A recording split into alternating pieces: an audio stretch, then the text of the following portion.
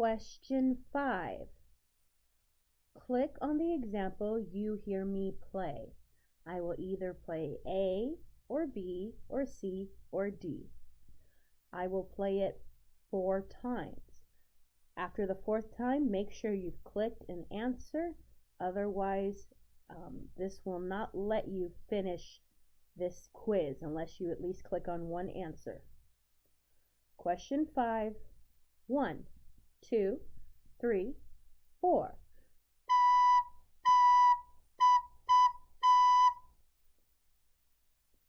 Again.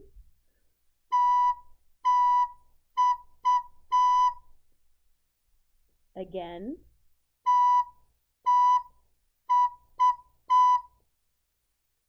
Last time. Check your work.